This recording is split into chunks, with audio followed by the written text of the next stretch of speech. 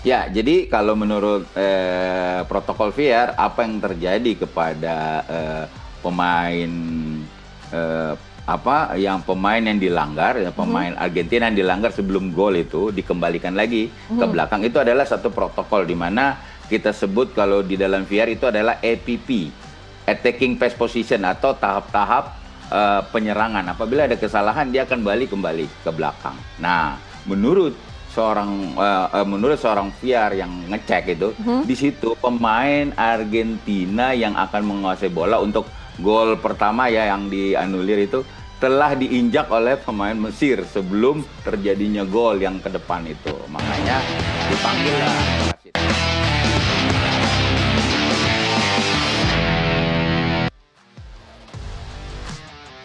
Kembali lagi di NTV Sportcast, masih bersama saya Pramatasari Harhab dan juga Mas Nunung, nama Iya, boleh. kecilnya Mas Nunung atau Indrianto Nugroho, yaitu mantan striker timnas Indonesia. Tapi sebelum kita ngobrol lebih lanjut dengan Mas Nunung, ada satu lagi yang kami undang untuk bergabung bersama kami di studio, ada Mas Fahrizal Kahar selaku instruktur VAR PSSI. Halo, selamat malam Mas Fahrizal. Selamat malam Mbak Sehat Mas? Indri. Alhamdulillah sehat. Oke Mas, nih lagi-lagi Mas kita akan membahas VAR nih, wah kan, nih lagi terjadi di mana-mana, apalagi terlebih kalau kita melihat bagaimana pertandingan kemarin ya Argentina berhadapan dengan Mesir gitu Mas. Kita akan membahas mengenai VAR yang lagi-lagi keputusan yang melibatkan VAR ini memacu kontroversi. Tapi kalau dari pendapatnya Mas Fahrizal Kahar itu sendiri, secara umum dulu nih, Mas Fahrizal, bagaimana VAR yang harusnya meningkatkan akurasi keputusan wasit justru memicu kontroversi, ini bagaimana? Ya, terima kasih Mbak kesempatannya. Fungsi VAR sebenarnya itu adalah untuk mengurangi kesalahan-kesalahan wasit, terutama terjadi di dalam area penalti ya. Kontroversinya banyak di area penalti, ada tarik, ada dorong, ada handball banyak. Jadi dia di situ fungsinya. Jadi kalau protokolnya dia ada 4. Pertama adalah mencek gol atau tidak gol. Kedua dia cek penalti atau tidak penalti. Ketiga dia cek itu kartu merah atau tidak. Di situ. Jadi dia hanya memberikan memberikan pertolongan kepada wasit yang mungkin wasit miss di situ. Dan ada satu lagi terakhir 4 tentang mistaken identity ya, kesalahan-kesalahan identitas yang diberikan kepada wasit. Jadi VAR itu dia semakin pertandingan semakin kompetitif mengarah ke arah puncak, semakin orang akan fokus di situ, terutama pada wasit ya. Jadi wasit akan menjadi objek yang menarik apabila dia memberikan satu keputusan-keputusan yang mungkin menurut penonton di rumah atau fansnya lah yang misalnya gitu ada kekurangan di situ, mereka akan bereaksi. Itu sih Mbak. Oke, tapi kalau misalnya kita melihat menyoroti kasus dari Mustafa Ziko, sebenarnya apa yang terjadi Mas? Karena kan kalaupun pelanggaran pemain Mesir ini kan kepada Lisandro Martinez diabaikan oleh wasit, gitu kan ya, dan penonton sepertinya tuh tidak akan terlalu mempermasalahkan kalau seperti itu, karena kan kalau proses gol dari Zico ke Argentina itu sudah sangat menyita perhatian, saking bagusnya gitu Mas Fahrizal. Ya, jadi kalau menurut protokol VAR, apa yang terjadi kepada pemain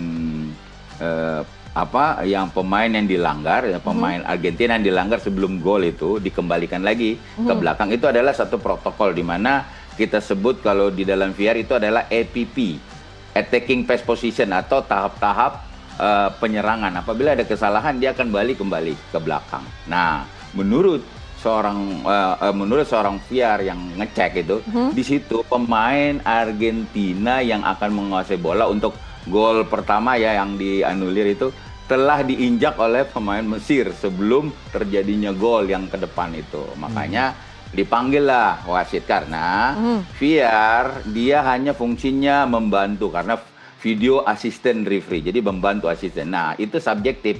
Menurut VAR itu adalah pelanggaran, dia akan panggil wasit. Saya ini menurut pelanggaran. Kalau wasit di situ dia lihat di layar on view review layar itu dia bilang ini bukan, berarti dia finalnya ada di wasit gitu ya. Keputusan final ada di wasit. Tapi artinya dengan adanya momen APP tadi gitu kan, berarti kan yang menjadi dasar wasit untuk membatalkan gol dari Zico. Nah, ini mulai dihitungnya tuh sejak kapan APP ini, Mas Fahrizal?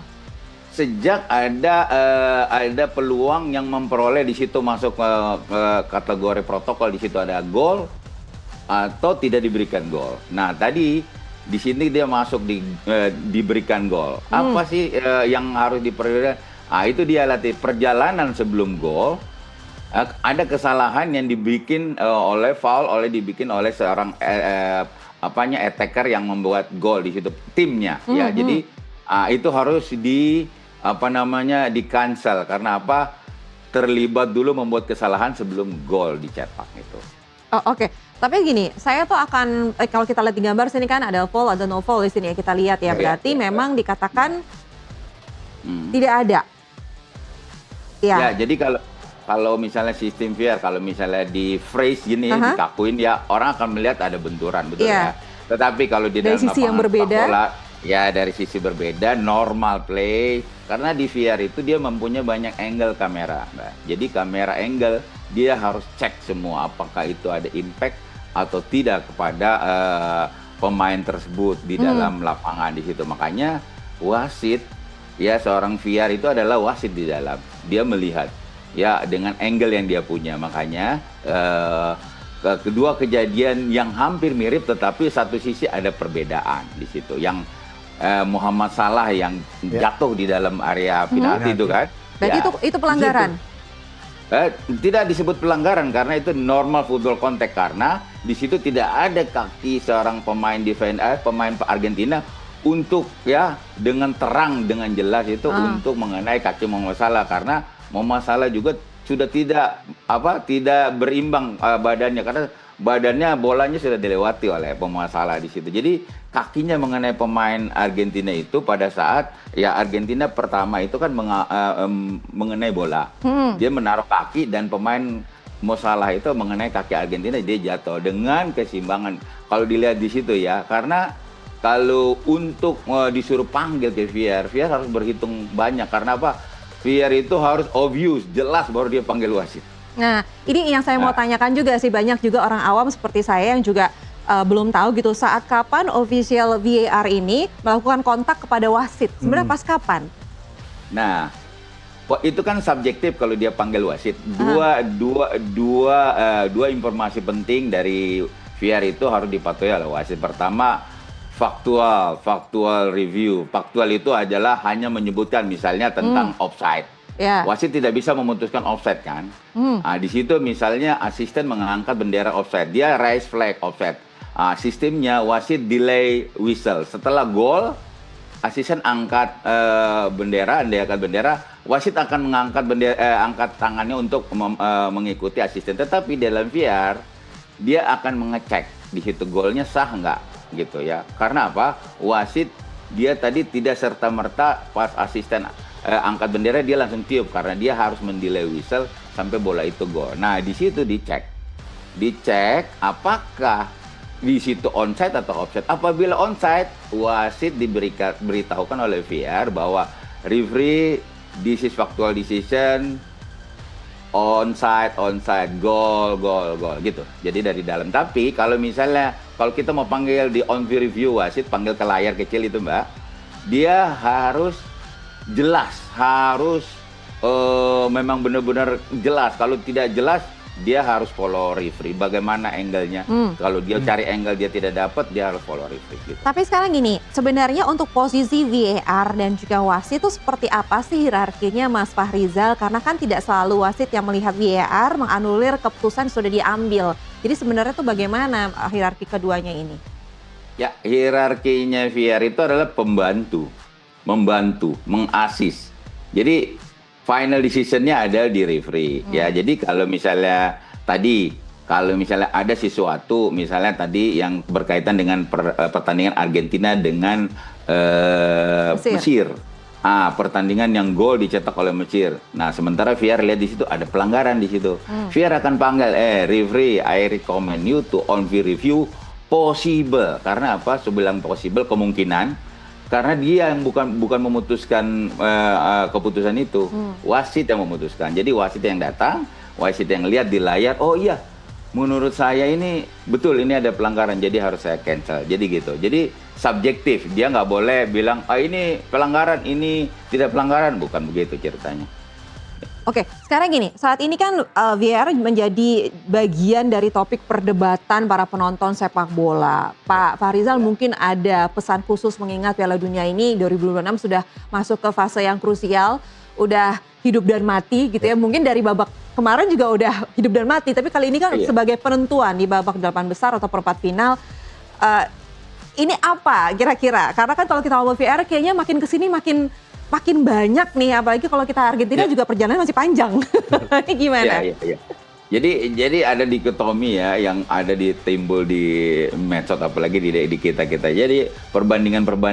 Jadi harus diingat bahwa setiap kejadian dalam sepak bola tidak sama gitu ya, tidak sama ya. Walaupun terlihat mirip tapi tidak sama. Itu baik tekanannya, intensitasnya, kecepatan itu tidak sama. Nah, kalau menurut saya FIFA sudah menyediakan ya perangkat official yang benar-benar terseleksi ya, karena di sini udah babak sudah mau penghujung, jadi dia makin diseleksi di situ. Karena apa? Ini untuk kepentingan keluarga besar olahraga di dunia lah. Jadi apapun di situ semua sudah terseleksi dengan baik ya wasit VAR, wasit di dalam. Jadi mereka terseleksi dengan baik itu, Mbak. Oke, baiklah. Mungkin Mas Nunung sebagai coach Nunung mungkin ada yang ditanyakan terkait VAR atau apapun atau itu terjadi selama Piala Dunia 2026 ini, Mas? Iya, Bang. Gimana kabarnya, Bang? Ya, mau nanya. Baik, ya. Selama ini kan banyak terjadi yang tadi Mbak Ai bilang masalah siapa?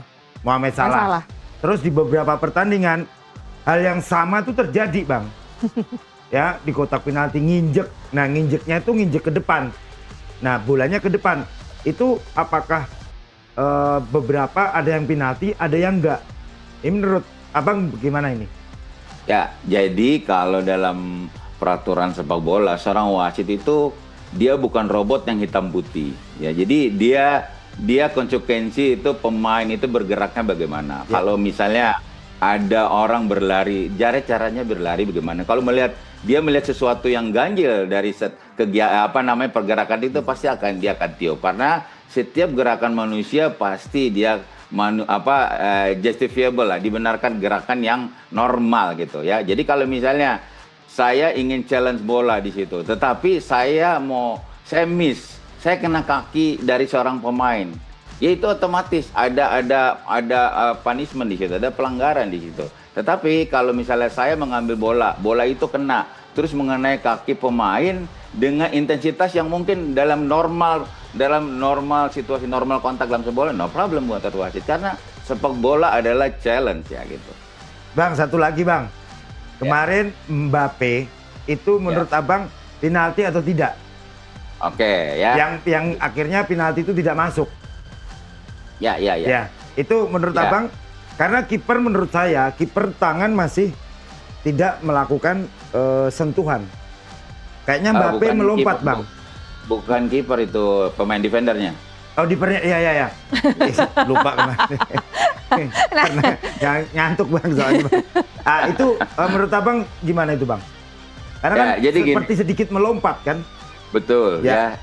Jadi dalam peraturan permainan ya di situ apabila ada peluang yang berdampak berimpact itu ya kecuali memang tidak kena sama sekali karena kalau misalnya Mbappe itu tidak jatuh dia bisa menguasai karena bola itu tidak jauh jadi dia bisa mencetak gol. Nah karena ada hadangan pemain itu akhirnya Mbappe itu jatuh.